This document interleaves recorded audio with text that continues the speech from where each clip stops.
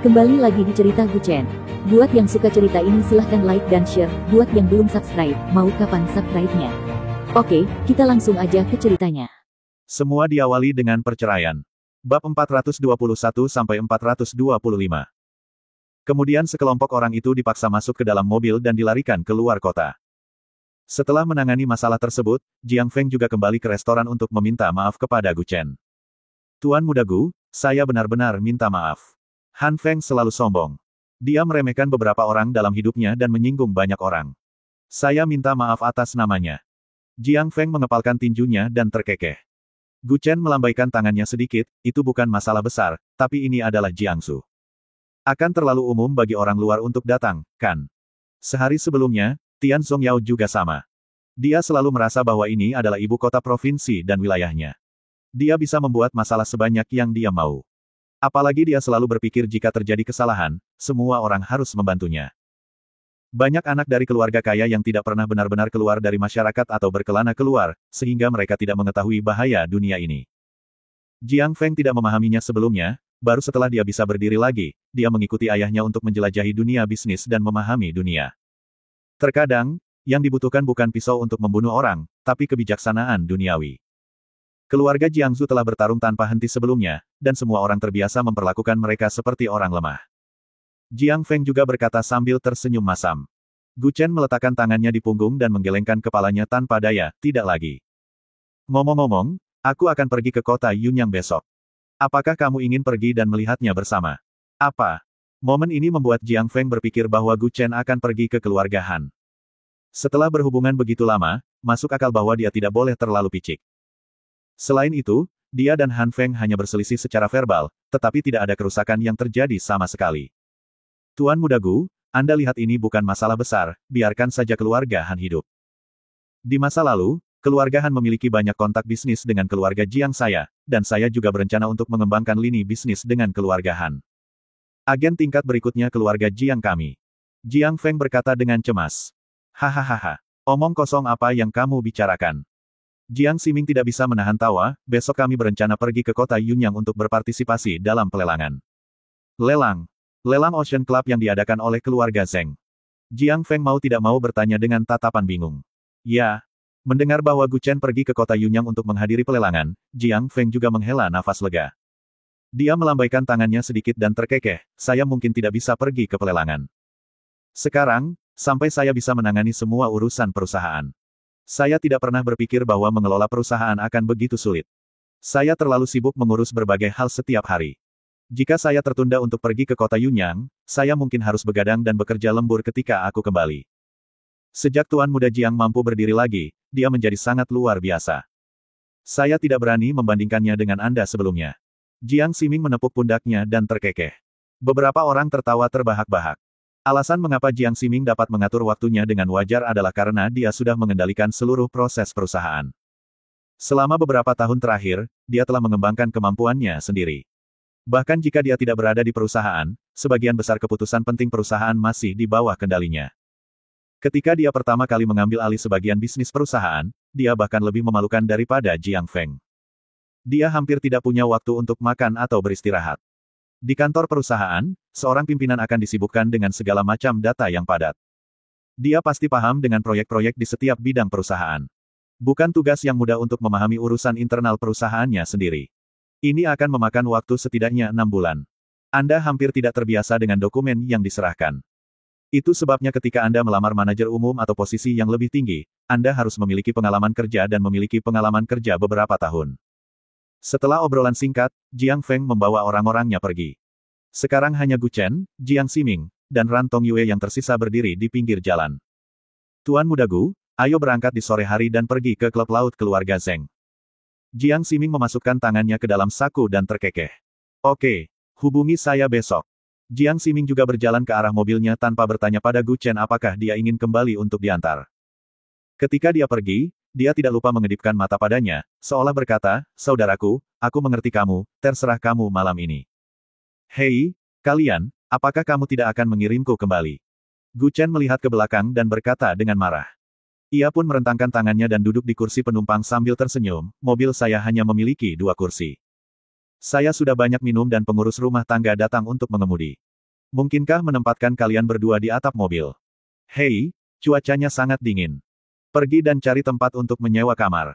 Omong kosong apa yang kamu bicarakan. Kemudian, Jiang Ximing mengulurkan tangannya dan membungkuk, dan mobil itu menghilang ke jalan. Ketika mereka berdua berjalan ke lampu lalu lintas berikutnya, Gu Chen akhirnya tidak dapat menahannya lagi. Jika dia tidak berbicara lagi, apakah gadis ini harus mengikutinya? Hei, ini sudah larut, kenapa kamu tidak menginap di rumah Sang Guan Ying dulu? Gu Chen berhenti dan menatapnya dengan senyum masam. Ran Tongyue menggelengkan kepalanya sedikit, tidak sopan pergi ke rumah keluarga Sang Guan saat ini. Lebih baik aku mencari tempat untuk menginap di hotel dan istirahat di sana dulu. Bagaimana kalau kamu pergi ke tempatku? Aku masih punya beberapa kamar kosong di rumahku.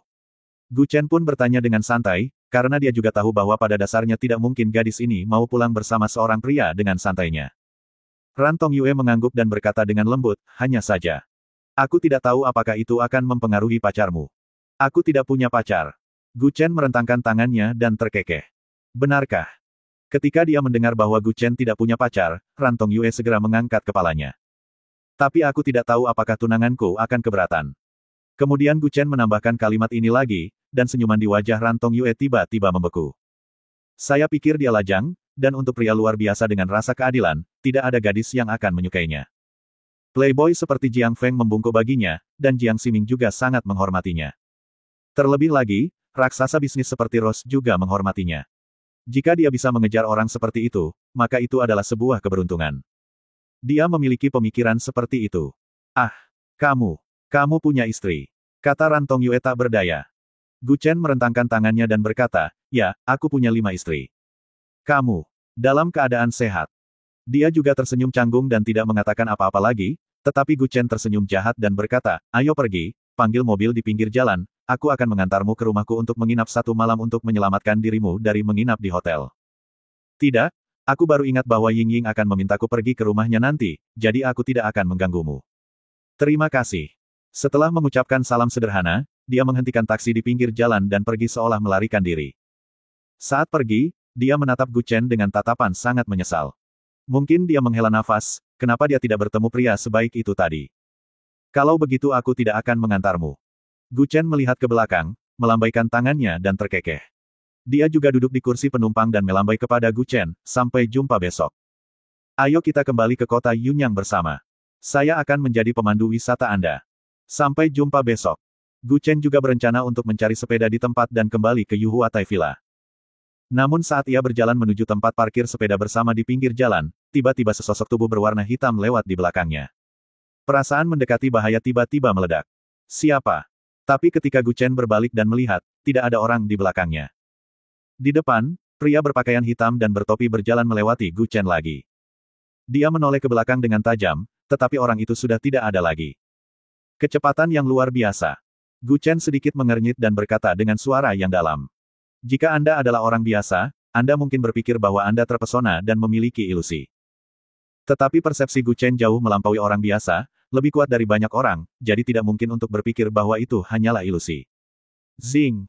Bayangan hitam segera lewat di belakang Gu Chen, tetapi ketika dia menoleh untuk melihat ke belakang, bayangan hitam itu lewat di depannya lagi. Itu memang, hilang bersama angin. Karena Gu Chen belum pernah mendengar langkah kaki sama sekali, dan hanya ada sedikit orang dan mobil di jalan ini, hanya ada deretan sepeda bersama di dekatnya. Keheningan agak menakutkan. Jika seseorang lewat, Anda pasti bisa mendengarnya. Yang penting jalan ini lurus. Bagaimana orang ini bisa melayang di depan dan kemudian dengan cepat muncul di belakang Gu Chen? Saat ini, ponsel Gu Chen berdering. Dia mengeluarkannya dan melihat bahwa itu adalah panggilan Ling Meixue. Hei, istriku. Di mana kamu? Ini sudah larut malam dan kamu belum kembali. Kamu tidak tahu hanya aku yang ada di rumah. Bukannya dia terlalu memikirkan Gu Chen, tapi yang utama adalah seorang gadis pasti akan sedikit takut sendirian di villa sebesar itu. Saya di Jalan Jingyuan. Tidak ada mobil di mana-mana. Saya berencana kembali dengan sepeda. Gu Chen terkekeh sambil memegang ponselnya. Ketika dia mendengar bahwa dia berada di Jalan Jingyuan, Ling Meixue tidak bisa menahan diri untuk tidak berkata dengan cemas di ujung telepon yang lain, apakah kamu di Jalan Jingyuan? Ya, Jalan Jingyuan. Cepat kembali. Kudengar orang-orang gelisah setelah jam 9 malam. Sekarang sudah hampir jam 10. Sekarang kamu tahu kenapa tidak ada orang dan tidak ada mobil di sana. Ling Meixue berkata sedikit cemas di sisi lain ujung telepon, bagaimana kalau aku menjemputmu? Tetapi ketika Gu Chen hendak berbicara, dia tiba-tiba merasakan udara dingin datang dari belakangnya, dan diam-diam menggerakkan mulutnya ke sisi teleponnya, tidak perlu, datang saja dan ambil mayatnya. Ah! Jeritan ketakutan Ling Meixue datang dari ujung telepon yang lain. Ledakan. Kekuatan batin Gu Chen terkejut. Cahaya keemasan yang kuat langsung menjatuhkan pria yang tergeletak di belakangnya beberapa meter. Itulah satu-satunya kesempatanmu untuk menyerangku barusan. Tapi kamu melewatkannya.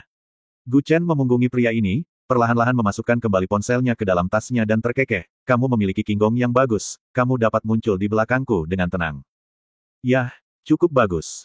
Jika Anda adalah orang pemalu yang bertingkah aneh di sini pada malam hari, Anda mungkin berpikir bahwa Anda telah menemukan sesuatu yang kotor, tetapi untuk orang yang sangat pemarah seperti Gu Chen. Bahkan jika dia menemukan hal-hal kotor, dia seharusnya tidak menjadi orang yang takut.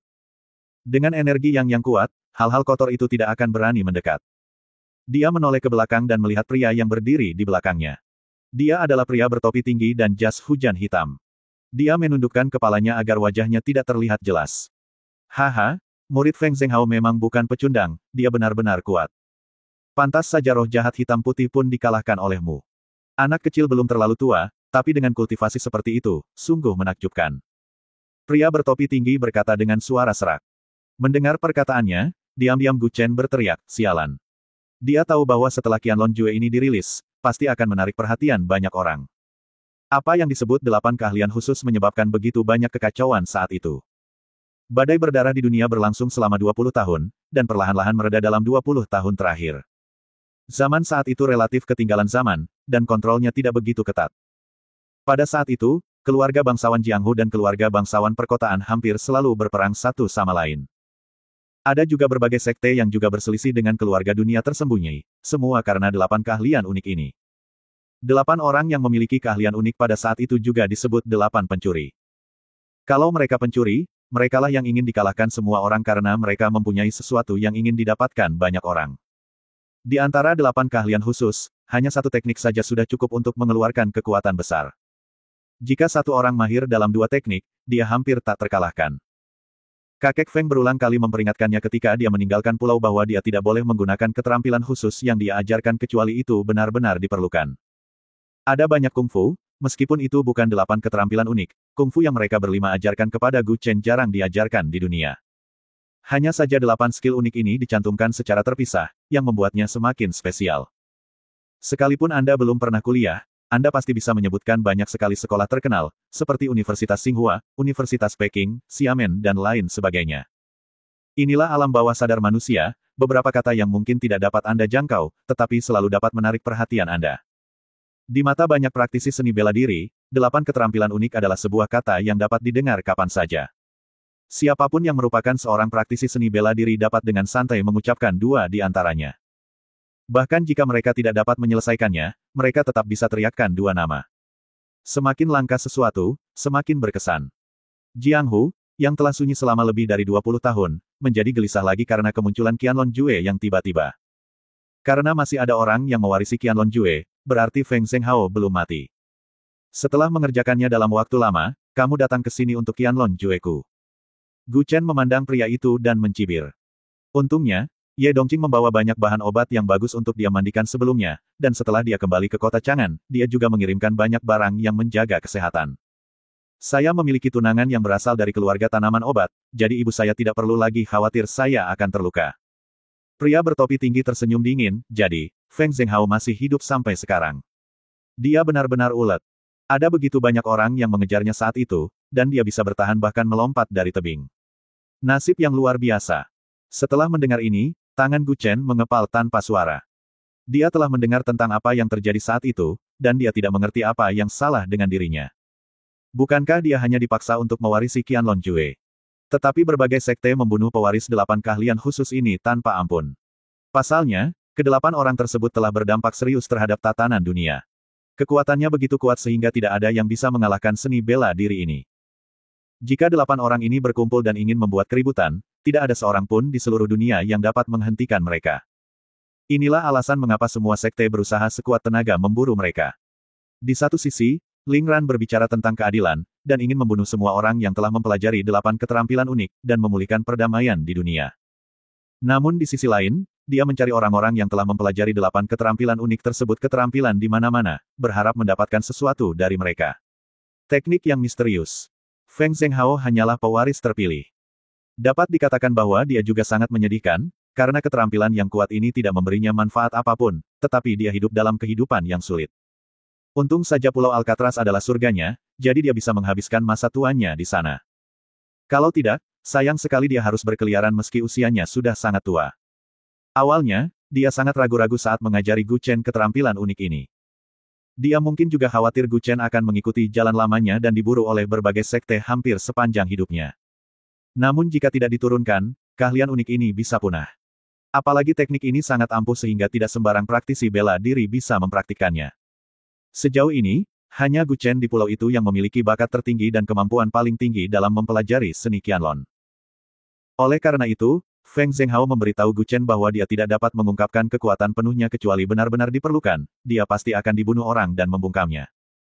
Kalau tidak, begitu hal-hal ini keluar, pasti akan menyebabkan kematian, tidak ada habisnya, tidak dapat berhenti sama sekali, dan juga akan mempengaruhi orang-orang di sekitarnya. Menyesali. Gu Chen juga menyesal tidak membunuh roh jahat hitam dan putih pada awalnya, tetapi dalam keadaan seperti itu, biarpun dia bisa membunuh kedua orang itu, dia khawatir hidupnya akan terbelah dua. Benar saja, orang baik tidak berumur panjang, dan bencana terjadi ribuan tahun. Haha, kalian sudah mencari benda ini selama beberapa dekade. Apa kalian tidak lelah? Gu Chen mengeluarkan sekotak rokok dari tasnya, menyalakannya, menarik napas dalam-dalam, dan terkekeh, kalian semua sangat ingin membunuhnya, tapi apa salahnya? Tentu saja dia salah, mengapa dia harus mendapatkan keterampilan yang tak tertandingi di dunia ini? Pria bertopi tinggi berkata sambil tersenyum dingin. Gu Chen menghirup rokok dalam-dalam, kamu juga ingin mendapatkan keterampilan itu, menurutmu kamu harus mati atau tidak? Zing! Begitu dia selesai berbicara, cahaya hitam dan cahaya keemasan tiba-tiba bertabrakan. Di tengah jalan terdengar suara nyaring. Keduanya berkelahi di jalan. Pepohonan di sekitarnya bergoyang seperti embusan angin. Pria bertopi tinggi itu sangat cepat, tetapi kecepatan Gu Chen tidak kalah dengan orang lain. Hanya dalam 10 menit, kedua belah pihak bertempur dari jalan raya hingga hutan terdekat. Karena terlalu banyak gerakan, burung yang beristirahat di pohon mengepakkan sayapnya dan terbang. Mula-mula beberapa pohon berguncang, kemudian sekelompok besar pohon mulai berguncang, dan terdengar suara pohon ditebang oleh pinggang yang malas. Ledakan. Detik berikutnya, bayangan hitam terbang keluar dari hutan dan menghantam dinding batu dengan keras. Tubuh Gu Chen bersinar dengan cahaya keemasan, dan dia berjalan keluar dari hutan selangkah demi selangkah. Dia hanya menyeka sedikit darah di sudut mulutnya dan memperlambat cahaya keemasan. Kamu. Dari siapa kamu mempelajari mantra cahaya emas Tao ini? Lembut sekali. Pria bertopi tinggi berkata dengan kaget, bukankah disebutkan bahwa kamu terluka parah sebelumnya? Kenapa? Mungkin dia mendengar iblis hitam putih mengatakannya, dia awalnya mengalami luka dalam, dan dia terluka parah oleh mereka berdua. Beraninya kamu datang kepadaku saat kamu berada di tengah badai. Seberapa besar kamu meremehkanku? Gu Chen maju selangkah demi selangkah dan berkata suara yang dalam. Tidak peduli seberapa serius lukanya dia, sulit untuk membunuh Gu Chen dengan kekuatan internal di tahap tengah ini. Jika dia tidak bisa mengalahkannya, dia hanya bisa melarikan diri. Cederamu. Apakah kamu sudah sembuh? Pria bertopi tinggi berkata dengan ekspresi ngeri di wajahnya. Gu Chen maju selangkah demi selangkah dan langsung meraih topi pria bertopi tinggi dan membantingnya ke tanah. Tidak ada salahnya, apa menurutmu kamu bisa bertarung denganku begitu lama? Sampah adalah sampah, aku tidak perlu menggunakan skill naga untuk membunuhmu. Dia menepi dengan keras, dan kepala pria itu langsung membentur jalan aspal. Begitulah caramu mengejar kakek Feng saat itu. Kata Gu Chen, meraih topinya dan membantingnya ke tanah lagi dan berteriak dengan marah, bukankah itu keren? Ketika orang lain mengendalikan hidup dan matimu. Itu hebat, kan? Saat dia berbicara, dia meninju pria itu lagi dan lagi.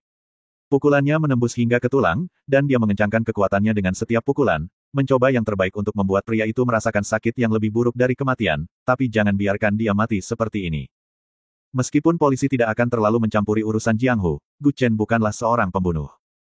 Dia jarang membunuh orang dengan tangannya sendiri, kecuali pihak lain memiliki dendam yang mendalam terhadapnya. Menyiksa seseorang adalah hukuman terbesar baginya, belum tentu membunuhnya. Bunuh aku. Bunuh aku. Jika kamu berani, bunuh saja aku.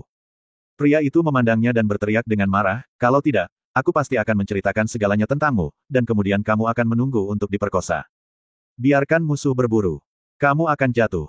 Sama seperti Feng Zhenghao, dia menghabiskan seluruh hidupnya bersembunyi dari istrinya dan hidup dalam pelarian.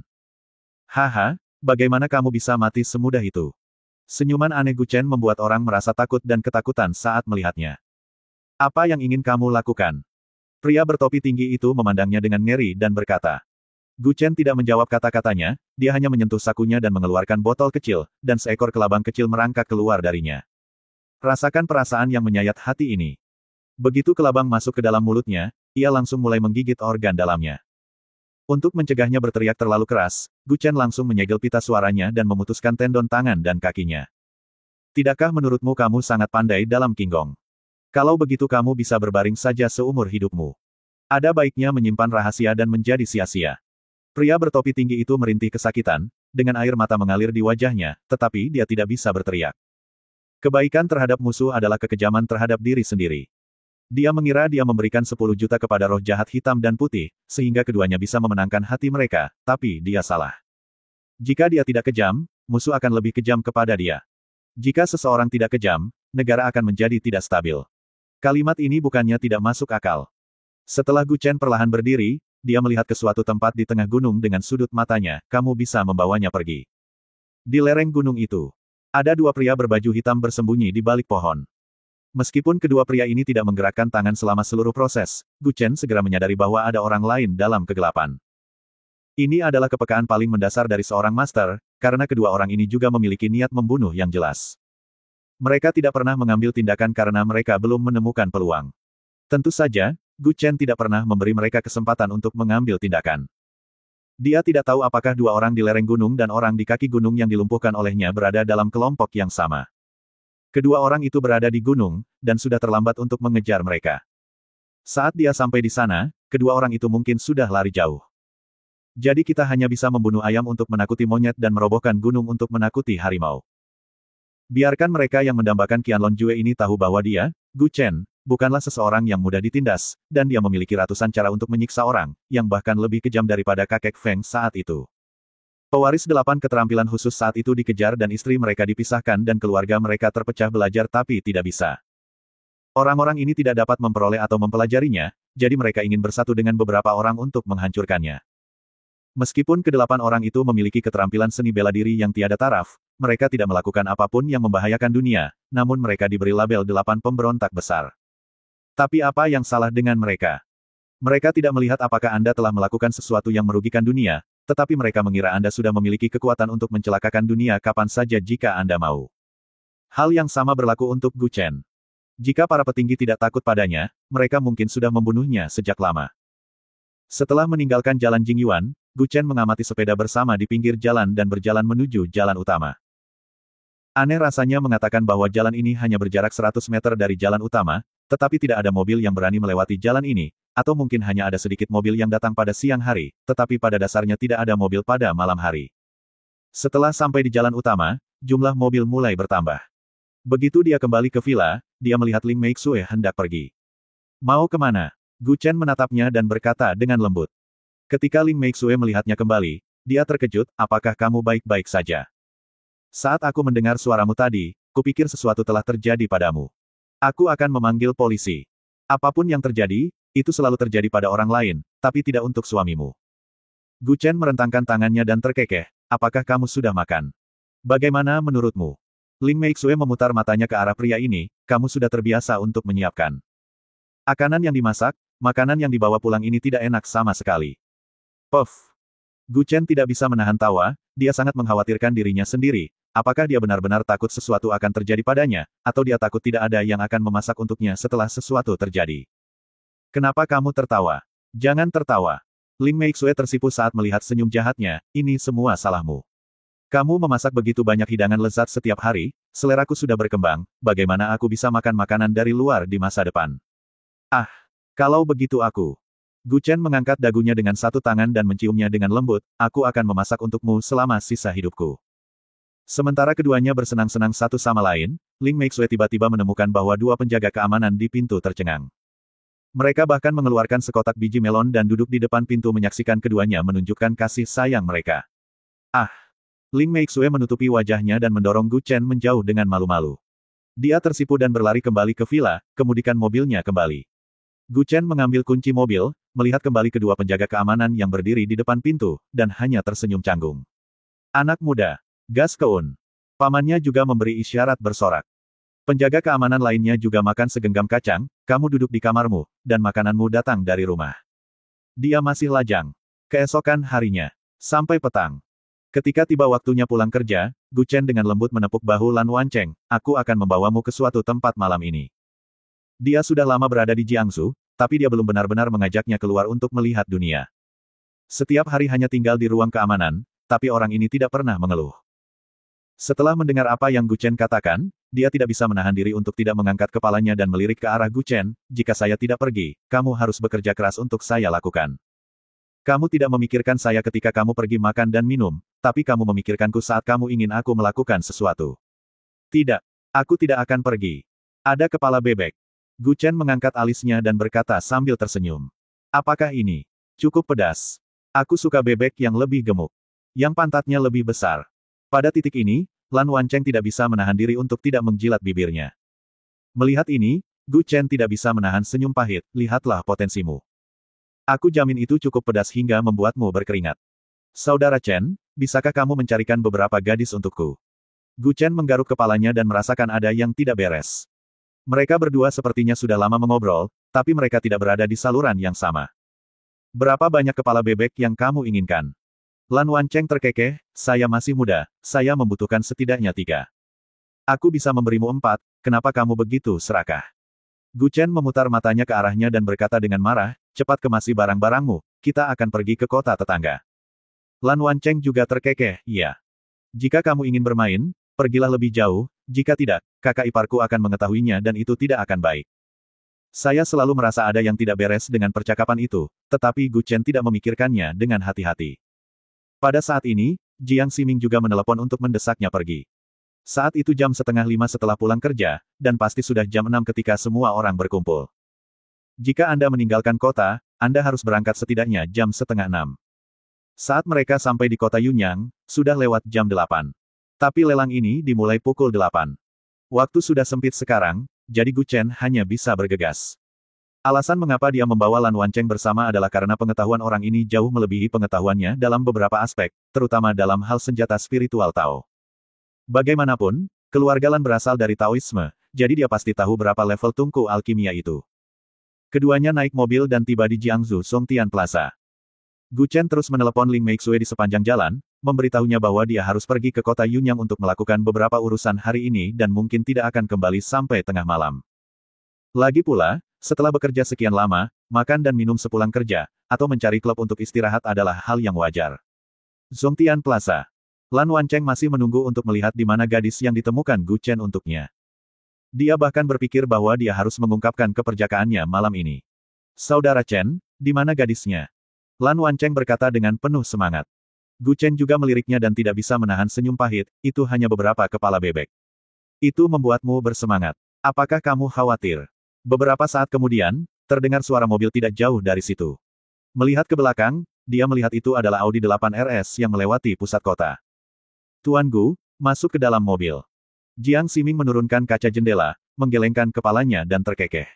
Tapi Lan Wancheng menarik lengan bajunya dan berbisik, gadis, gadis. Oh, ya, kepala bebek. Dia memandang Jiang Ximing dan terkekeh, Tuan Muda Jiang, apakah Anda membawakan kepala bebek itu dibeli? Mendengar membeli yaitu kepala bebek. Apakah standar hidup telah turun ke tingkat ini? Bawa. Saya membawa 4 kepala. Tuan berkata mereka sangat pedas dan tidak berani membeli lebih banyak. Sangat pedas. Hal ini membuat Lan Wancheng menggosok tangannya dengan penuh semangat di wajahnya. Malam ini adalah momen di mana dia benar-benar menjadi seorang pria. Cepat, cepat, cepat. Tunjukkan padaku seperti apa. Apakah di dalam mobil? Cantikkah? Lan Wancheng berkata sambil menyeringai. Jiang Ximing dan Gu Chen tidak bisa menahan diri untuk tidak saling memandang, bagaimana sosok mereka. Apakah itu indah? Tidak, bukankah semua kepala bebek terlihat sama? Saat kamu makan kepala bebek, apakah kamu harus melihat apakah kelihatannya cantik atau tidak? Jiang Ximing berkata tanpa berkata-kata, Tuan Muda Gu, temanmu punya sedikit rasa yang rumit. Gu Chen juga melirik ke arah Lan Wancheng, kita sudah bersama begitu lama. Tidakkah kamu menyangka bahwa kamu memiliki kebutuhan makanan yang begitu tinggi? Kamu harus terlihat cantik untuk makan kepala bebek pedas. Siapa sangka kamu akan seperti ini? Kepala bebek. Mata Lan Wancheng melebar, apakah kamu tidak berbicara tentang perempuan? Itu hanya kepala bebek. Bukankah aku sudah memberitahumu sepanjang waktu, ini sangat pedas, jadi aku memesan 4 untuk kamu. Jika saya memberi Anda sedikit, Anda tidak akan datang. Kali ini, Jiang Ximing juga menyerahkan kotaknya, ini dia, 4 kepala bebek. Ketika dia mengambil kepala bebek, yang super pedas, Lan Wancheng berdiri di atas angin dan benar-benar kacau. Dia tertegun untuk waktu yang lama dan sepertinya belum pulih. Saudara Chen, apa yang kamu katakan padaku? Apakah ini kepala bebek yang mati rasa dan pedas? Lan Wancheng berkata dengan ekspresi sedih. Gu Chen tidak bisa menahan diri untuk tidak merentangkan tangannya dan terkekeh, menurutmu apa itu kepala bebek? Menurutmu bukan, gadis itu, kan? Sejenak, semua orang tertawa terbahak-bahak. Lan Wancheng sangat merindukan wanita. Baiklah, Tuan Gu, ayo cepat pergi. Masih ada 200 km dari sini ke kota Yunyang. Saat kita sampai di sana, mungkin pelelangannya sudah dimulai. Jiang Ximing mengingatkan dengan suara rendah, dan saya tidak bisa parkir di sini, jadi cepatlah masuk ke dalam mobil. Mari kita bicarakan apa saja di jalan. Gu Chen juga menepuk pundaknya dan terkekeh, oke, ayo pergi. Jika kamu menginginkan seorang wanita, tunggu sampai selesai, dan aku akan membawamu untuk menemukannya. Saya tidak mau itu. Saya lebih suka makan kepala bebek. Lan Wancheng berkata dengan ekspresi marah. Tapi dia tidak pergi. Sebaliknya, dia membuka pintu mobil dan duduk di dalam. Ketika dia membuka pintu mobil, dia melihat sepertinya ada orang lain yang duduk di dalam mobil. Halo. Ran Tongyue tersenyum canggung dan berkata. Mata Lan Wancheng langsung dipenuhi percikan api, dan dia dengan cepat mendekatinya. Hai. Namaku Lan Wancheng. Ran Tongyue. Gu Chen melihat dia duduk di kursi belakang, jadi wajar saja dia hanya bisa duduk di kursi penumpang. Dia seorang reporter, jadi jangan bertingkah seperti hooligan. Hati-hati, atau dia akan memberitakannya nanti. Kata Gu Chen sambil menyeringai dari kursi kopilot. Lan Wancheng menepuk dadanya, Saudara Chen, saya seorang pria sejati, apakah kamu tidak tahu ini? Hahaha. Oke, ayo pergi. Ayo pergi lebih awal dan kembali lebih awal. Setelah mengatakan itu, Jiang Ximing menyalakan mobil dan bersiap menuju kota Yunyang. Meski kedua tempat itu sangat dekat, jaraknya masih hampir 200 km. Kalaupun mereka berkendara lagi, setidaknya akan memakan waktu lebih dari 1 jam. Hari ini berkabut, jadi hari mulai gelap. Saat semua orang telah meninggalkan kota, hujan masih turun ringan di langit. Jam 8 malam. Mereka akhirnya tiba di kota Yunyang, dan jelas terdapat lebih sedikit bangunan bertingkat tinggi di kota ini. Dibandingkan dengan kota Jiangsu, levelnya tidak sama. Ada beberapa rumah hunian biasa di mana-mana, dan usianya seharusnya 20 atau 30 tahun. Rumah seperti itu umumnya hanya ditemukan di dekat pinggiran kota Jiangsu. Kota Yunyang cukup besar. Sekarang kita berada di pinggiran kota, kan? Lan Wancheng berkata dengan lembut, duduk di barisan belakang dan melihat sekeliling. Ran Tongyue tersenyum canggung, ini sudah dianggap sebagai kota utama, tetapi belum mencapai daerah perkotaan yang sebenarnya, jadi secara relatif terlihat sedikit lebih tua. Yunyang hanya sepertiga dari besar Jiangsu, senang sekali ada yang seperti ini. Tapi area tengahnya masih sangat makmur. Ayo segera ke Ocean Auction. Diperkirakan sudah dimulai saat ini. Jiang Ximing juga berbicara, sambil mengklik navigasi di dalam mobil. Melihat wajahnya yang asing, Gu Chen tidak bisa menahan senyum pahit, ini bukan pertama kalinya kamu ke sini, kan? Kenapa aku lari ke sini padahal tidak ada pekerjaan? Tapi Jiang Feng suka lari ke kota Yunyang. Dia bilang gadis-gadis di sini lebih cantik daripada gadis-gadis di Jiangsu. Jiang Ximing juga berkata sambil tersenyum masam. Tetapi jika Anda memikirkannya dengan hati-hati, Anda dapat memahami bahwa ada banyak orang kaya di Jiangsu, jadi mungkin tidak terlalu mencolok bagi Anda untuk mengendarai mobil bernilai lebih dari 1 juta. Tapi di kota Yunyang, Anda mengendarai Lamborghini, pada dasarnya Anda menghasilkan cukup uang untuk menarik perhatian, wanita seperti apa yang tidak tertarik. Setelah beberapa saat, mereka memasuki kawasan perkotaan kota Yunyang. Rasanya seperti kota besar, tapi dibandingkan dengan Jiangsu, masih tertinggal beberapa langkah. Inilah sebabnya banyak orang kaya di kota Yunyang suka pergi ke Jiangsu untuk bermain ketika mereka punya uang, dan kembali ke kota Yunyang untuk mencari uang. Perbedaan tingkat kota tidak berarti bahwa beberapa keluarga di kota Yunyang tidak sekaya klan di Jiangsu. Sama seperti Tuan Muda Han yang dia temui kemarin, 2 generasi nenek moyang keluarga Han. Mereka semua di bisnis pertambangan, dan nenek moyang mereka adalah generasi kedua orang kaya, dan kekuatan ekonomi mereka belum tentu lebih lemah dibandingkan keluarga Jiang dan keluarga Jiang, tetapi mereka tidak sebaik kedua keluarga ini dalam hal latar belakang. Apakah hampir sampai? Gu Chen juga melihat waktu dan berkata dengan sedikit cemas. Sekarang sudah jam setengah 8. Lelang normal harus dimulai pada jam 8 malam. Tidak masalah kalau dia terlambat setengah jam. Dia khawatir tentang tungku alkimia Jinling segi 8 yang dia minati hari ini. Tungku itu mungkin telah dibeli. Jiang Ximing juga melihat ke tempat parkir, tepat di depan, tapi tidak ada tempat parkir di sini. Ada begitu banyak mobil mewah di luar, jadi tidak ada tempat parkir.